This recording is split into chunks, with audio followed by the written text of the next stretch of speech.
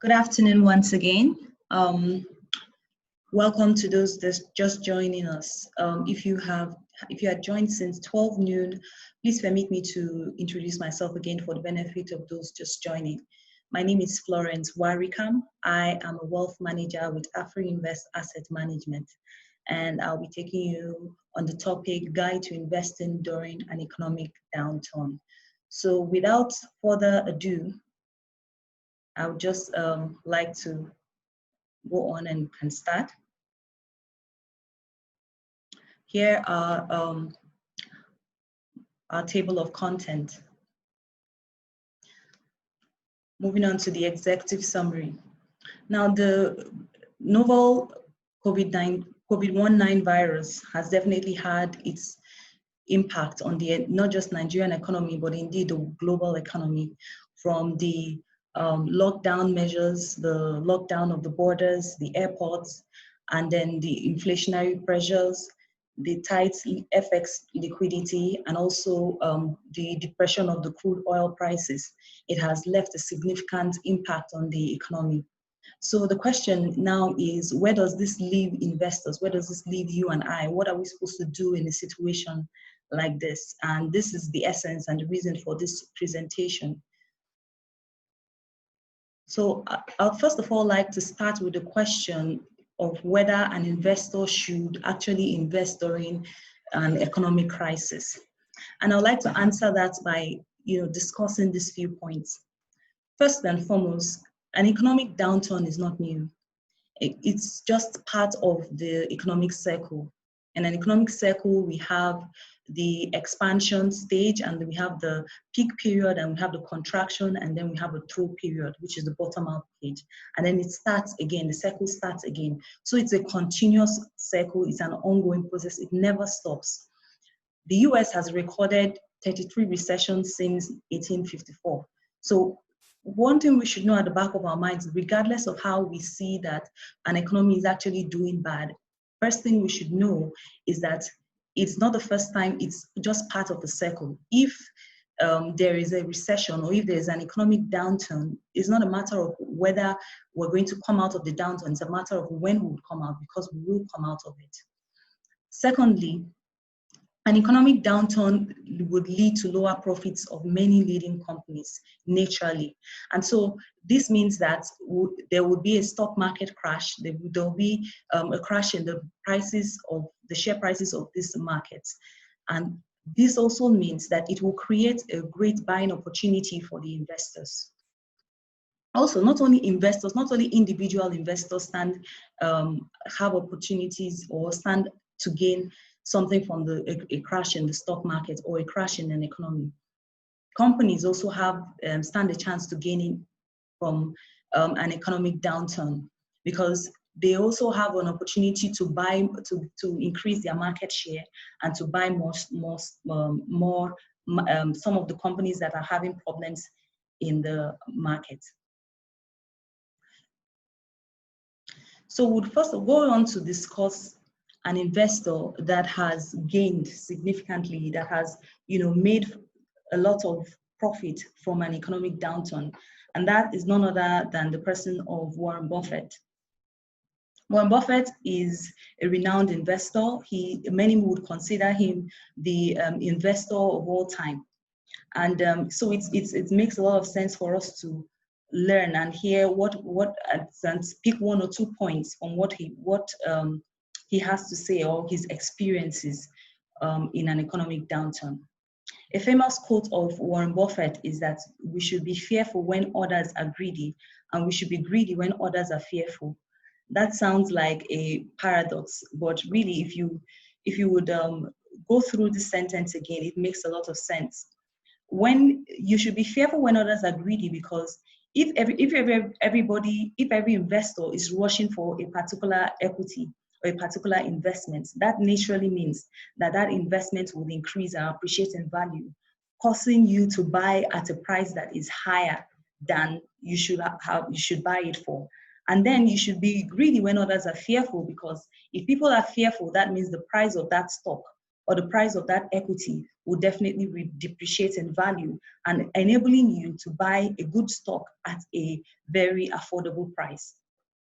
So let's discuss some of the move that Warren Buffett made, particularly in the last global financial crisis, which is the 2008 financial crisis. He actually purchased $5 billion worth of perpetual preferred shares in Goldman Sachs. And this came with 10% interest rates. What that means is that he received 10% interest per annum on his $5 billion investment. That's $500 million per year for every year that they made profits. Not only that, the deal came with a premium that when Goldman Sachs would be purchasing back their investment, they would buy it at a premium of 10%. So at the end of, by 2011, Goldman Sachs actually bought back those shares from Warren Buffett at $5.6 billion. So you can see that apart from the interest which he received, he also got an appreciation in the value of his investments. In addition, it also came with $500 million bonus. He also did the same thing at that same 2008 crisis by investing in General Electric. He bought $3 billion worth of perpetual preferred stock with a 10% interest rate and redeemable in 3 years at a 10% premium. So as a result, Warren Buffett actually made billions for himself. And not only that, he helped to bail out some of these American firms that were cash-strapped during the recession.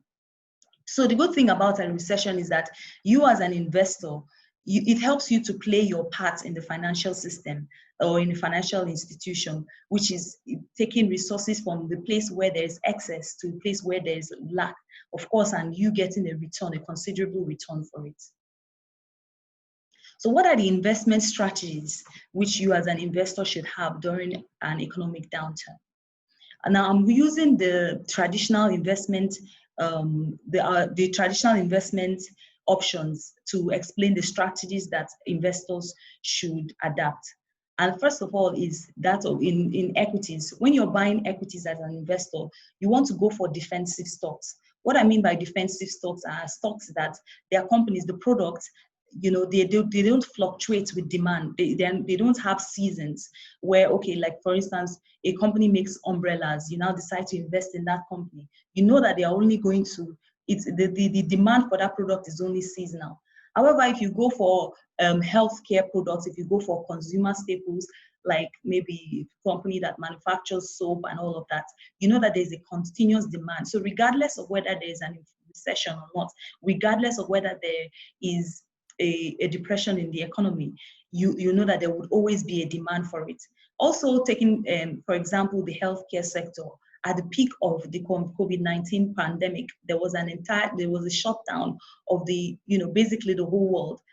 Yet which companies were being allowed to open? Healthcare companies, pharmacies, chemists, they were allowed to open and conduct business. So that tells you the importance of the healthcare sector.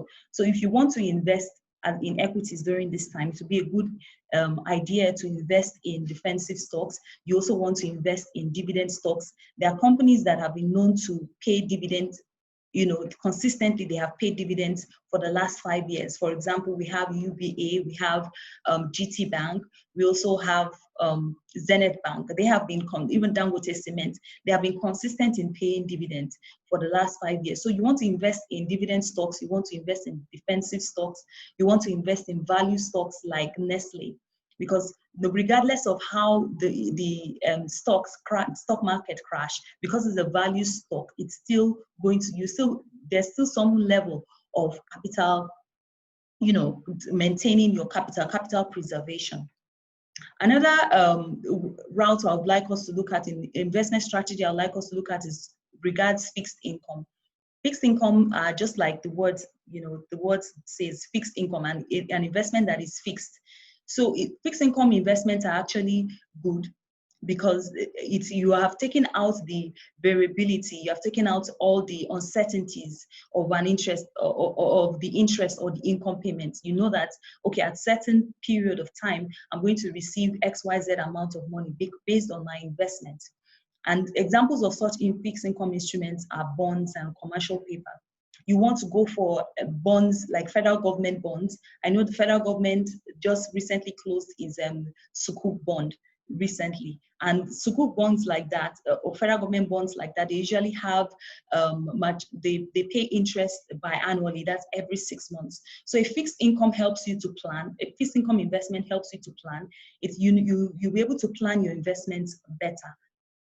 And then it's also a good idea to always have cash during an economic downturn. What you either have cash or you have near cash. Some of the near cash investments that you can go for are fixed deposits. You can also go for money market investments. Of course, because there's an economic downturn, there's a possible recession. You know that you need some cash. So not necessarily that you should keep your money in the bank or keep it, under your bed, but you should you should have investments that are easily convertible to cash. Fixed deposit, for instance, is easily convertible. If you need cash, you can just write an email or give an instruction to either your bank or your investment advisors and tell them that you want to liquidate. So that's a good investment option to keep near cash instruments. And then also it's also a good idea to have alternative investments like precious metal. It's also a good idea to have precious metal, to have investments in precious metal during an economic downturn. Why? Because the price of precious metal like gold, silver, they remain relatively stable. So it helps to preserve your capital. It helps to fight against inflation. Remember, we mentioned that inflationary pressures is part of the issues that the challenges that are causing an economic downturn. So you can beat the inflationary pressure by actually investing in precious metal.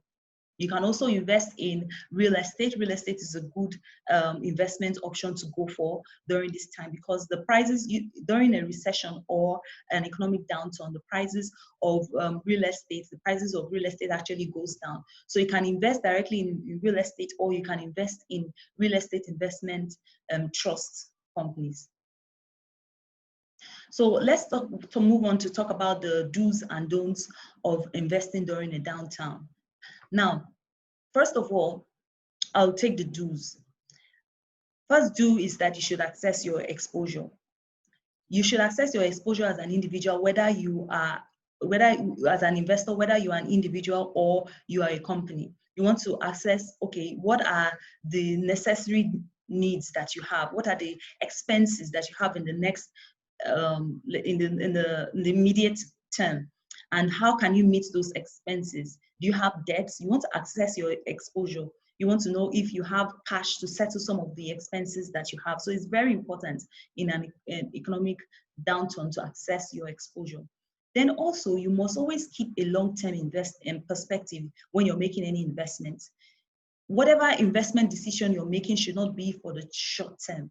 Do not be phased. Remember, we mentioned that the economic downturn is just a phase. It's just a part of it's just a stage in the whole economic cycle. The economy will pick up with time and then continue with the cycle. So keep a long term. Don't make a decision based on the current perspective right now, and then you now end up changing and all of that. Then another do is that you should make sure you go for lower risk and higher returns. Yes, always go for lower risk.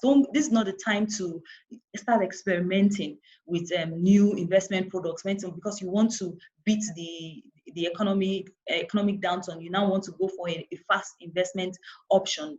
This is not the time for that. You want to lower your risk. However, as well, even though you're lowering your risk, try to get the higher returns for your risk. So if there are different array of options. Treasury bill, yes, has a low risk, but then are the returns as high? So you want to weigh your options, and your investment advisor can help you do that. There's a balance between low risk, high return. As an investor, you're very, very, very much interested in getting as much return as possible that you can get for as little risk. and your investment advisor will definitely be able to maintain that balance. So when you hear lower risk, it's not necessarily always treasury bills. There are other investment opportunities that come in that will provide you lower risk, and then you'll be able to get better returns from them. Then also you need to consider your investment time horizon. An investor who is in his 50s will definitely have different priorities from an investor who is in his 25, maybe his 20s or in his 30s. So your investment time horizon is a major factor which you need to consider. If you're in your 20s or you're in your 30s, of course, you have a whole lot of period for the economy to actually recover. So you should not be so much concerned about the temporary fluctuations in the market. So your investment time horizon is very, very important. And then, of course, you should always diversify. Don't put all your eggs in one basket. That's the number one rule that almost any investment advisor will tell you, that you should definitely have different investment options. So you have an array of investments in your portfolio. And lastly, you should invest in a business that you understand. Do not invest, the more complicated a business is, or the more complicated an investment is, the farther you should be from it. When the person that is bringing an investment opportunity to you cannot explain in explicit terms, or the person is explaining and you can't quite understand it, then you should probably keep away from it. Only invest in investments that you can understand.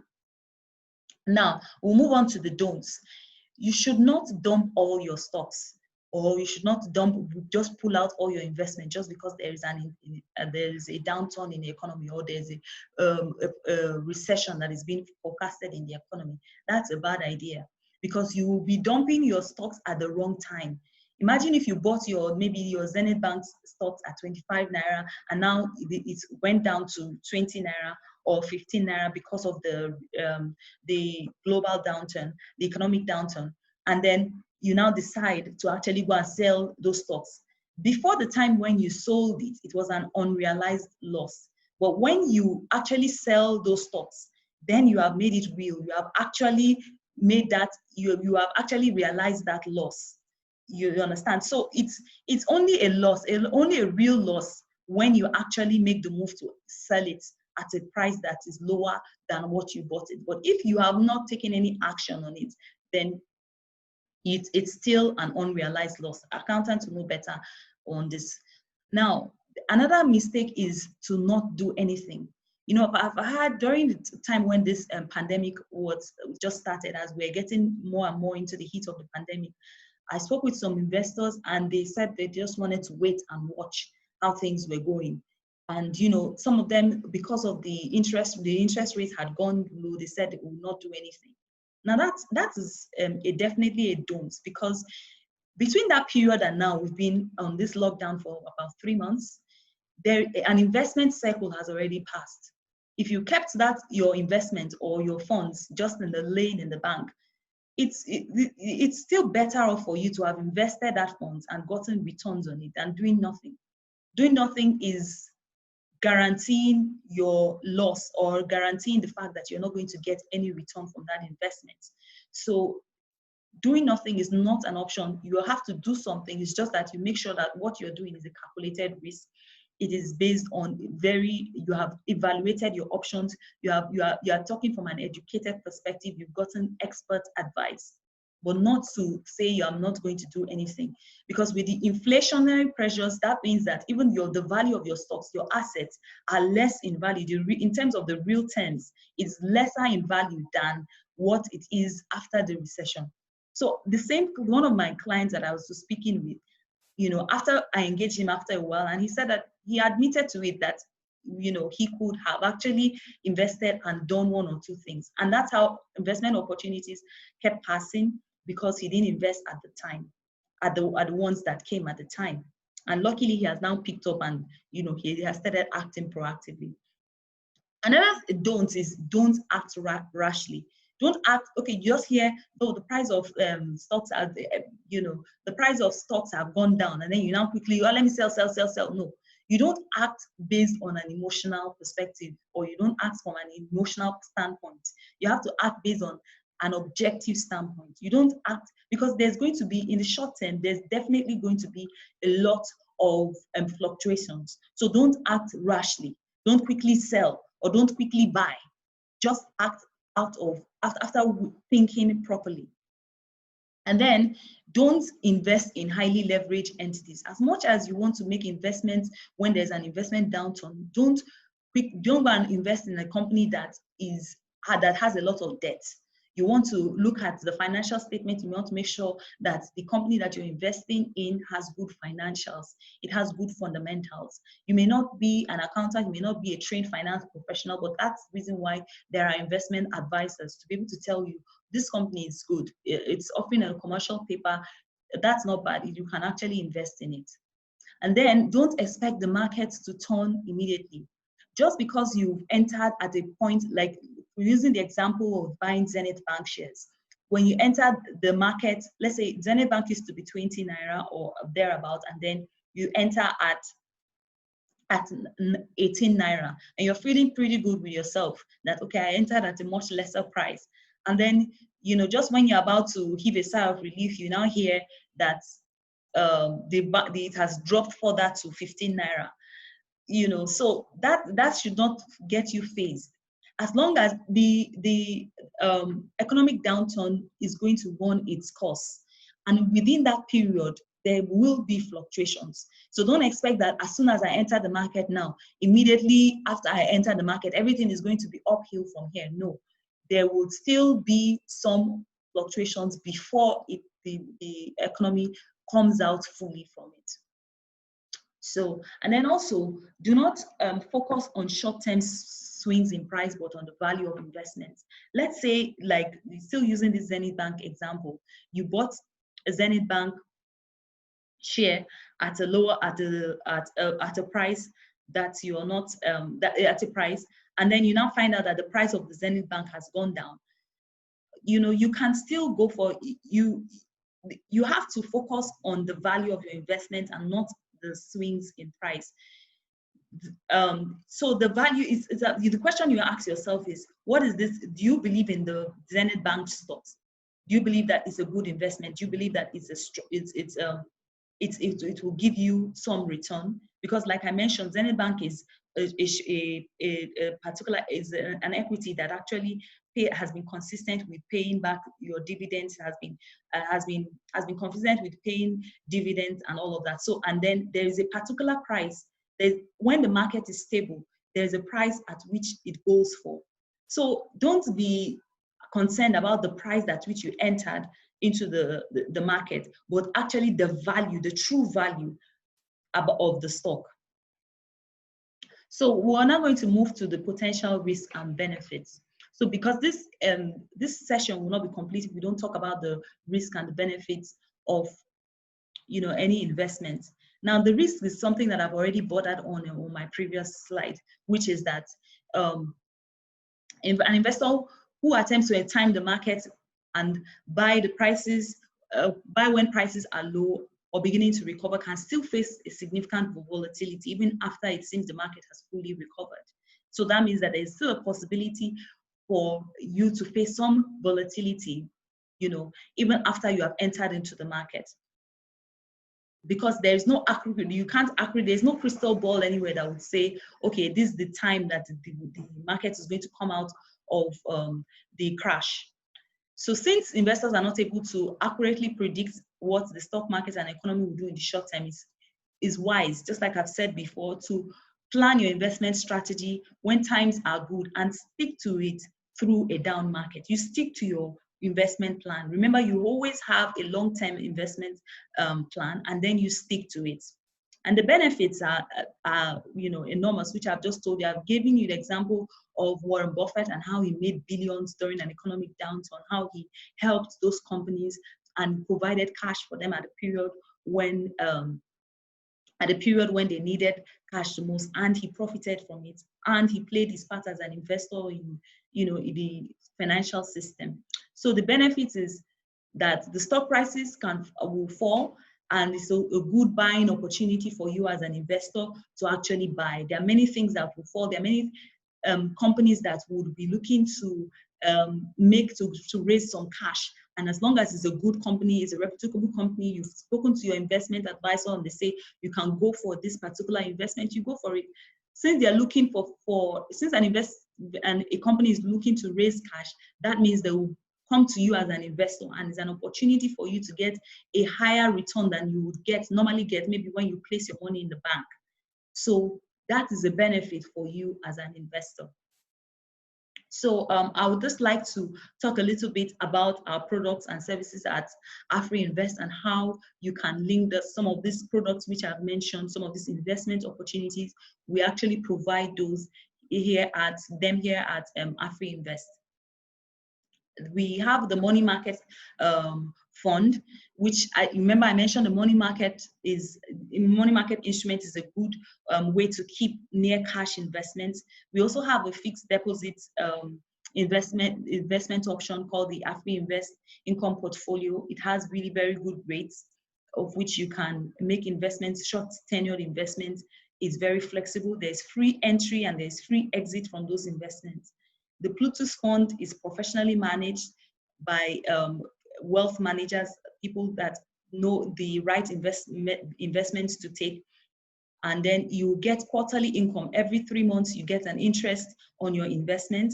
It helps you to preserve your capital. You know that the money that you invest in, it's preserved. You still get the same money. There's no fluctuation in your capital. And then the returns are competitive because it's an array. It's a fund that invests in an array of different money market instruments. By money market instruments, I mean short-term instruments. That's why it is liquid, and that's why it is flexible. You can easily we can easily withdraw, you can easily exit from it if you need your funds. Another fund that we have is the Afrinvest Equity Fund. It's a fund that invests in equity in instruments. If you don't know as an individual, you don't know the particular shares to buy, there's a fund you can buy. You can invest in the equities market through the Afrinvest Equity Fund. It's been professionally managed too as well. We know the right mix of different equities to buy, where you can get returns on it. It's also very liquid. There is ease of entry and exit. And of course, we have the Nigerian International Debt Fund. So, it's an investment in fixed income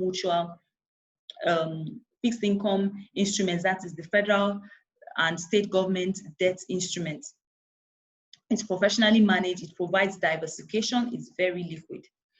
And another good investment option is to invest in foreign exchange, particularly in dollar investments.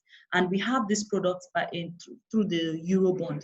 The Eurobond is a type of investment that provides opportunities in dollar-denominated fixed income instruments by sovereign. By sovereign, I mean countries and also corporate institutions. You invest in dollars, and then your interests are also paid in dollars. It's a good investment option during this time of an economic downturn, because with the increase in inflation rates and all of that, investing in a more stable currency will definitely protect your own investment. Even though you're in Nigeria, you can protect your assets by investing in a more stable currency. So the interests are paid every 6 months. The coupon rate is fixed. You know exactly how much you're going to be receiving every 6 months. And then your face value, will be paid at maturity. So the minimum investment amount is $200,000. The benefits include that it's relatively secure. It involves preservation of capital, and then it offers yields above 9%. We also have the Afrinvest Dollar Fund, which requires a minimum investment amount of just $1,000. So it's actually very friendly for any and every investor, individual investors, retail investors, to be able to invest. So it's a fund that basically the underlying assets that of the fund is used to invest in Eurobond instruments. If you were to invest in Eurobond instruments directly, like we just saw, the minimum investment amount is $200,000. But we have brought a product that allows you to invest with as low as $1,000, and then you can still partake in a Eurobond investment. It is professionally managed. You get to have more investment, more Eurobond securities which you can choose from than you would have been able to buy as an individual. And then there's a custodian. It's been protected. The funds are being kept safe by a custodian, and there's a trustee that represents the interest of an investor. So these funds are not being kept by Afrinvest. It is being kept by a custodian, and then there's also a trustee that acts on behalf of the investor. So you know your funds are safe. So I'll just like to close with another quote from Warren Buffett. And he says that you should only buy something you'd be perfectly happy to hold if the market shuts down for 10 years. So still talking in line with long-term investments. These are our contact details. My name is Florence Warikam. My phone number and email address is there. We also have branches in Abuja and Port Harcourt, and then our staff are also there. We're about rounding up now. You can feel free to please, if you have, I can see some participants raising their hands, but if you wouldn't mind, just please write your questions in the Q&A section. That's where you should write if you have any questions, please. Thank you very much. So questions and answers. Okay, somebody is asking if we can get the slide after the webinar. Yes, please. The slides will be sent to your email, which you used to register. You'll get the slides after the webinar. Okay, example of lower risk and higher returns. So there are several. You can actually send me an email and I will give you some of those investments, some investment options that are lower risk and higher returns. Because we're an asset management company, we are privy to different investment opportunities that come by, and we always let our clients know that this investment opportunity is available. Of course, after due diligence on those investments, and you'll be able to get much higher returns on your investments. Somebody is still asking if they can get a copy of the slides. Yes, you can. Okay, so for the Eurobonds, somebody's asking that if he needs to make payment from his domiciliary account, or he can pay cash into our account. Okay, so Eurobonds is transfer, please. It's inflow that we use for Eurobonds. However, if you want to invest in the dollar fund, yes, you can pay cash. You can pay cash into our dollar fund account. So if you have more questions, if you need more questions on that, I am DDC, you can just send me an email and I will respond to you on that. Okay. All right, I can see a question. It's a pretty long one. So given that most developed economies do bounce back from recessions, can we say the same for developing economies like Nigeria, where institutions to drive policies are weak or heavily influenced by political ecosystem, to say the least? Okay, so no doubt there are challenges, because Nigeria is not as developed as other economies, but definitely, as because we were actually in a global economy. Just the same way, if there's a negative effect in more developed countries, then it transcends and has an impact in our own economy. As the economy also picks up, definitely the Nigerian economy too would also pick up. Remember that the recession was due to we don't have a recession yet, but the economic downturn was due to the shutdown in the borders and all of that. So once that picks up, definitely once borders are open, once things begin to pick up, then the economy too would grow. It's automatic for sure. Like I said, any contraction in the economy is only part of the cycle. An economy would always pick up after any contraction. A Forex company gives a 15% interest monthly. Isn't this a good deal? I would have to know details about all of that, but I would just advise our clients and customers to be very careful and very wary about some investments that come in. Usually people, they say if it's too good to be true, it usually is. So if it's too good to be true, it usually is. Make sure that you don't just rush to make any investment. Make sure that you ask questions. If you don't, not just asking them, but you also ask questions from experts, from professional advisors. How do we assess the value of an investment? Your investment advisors can help you do that.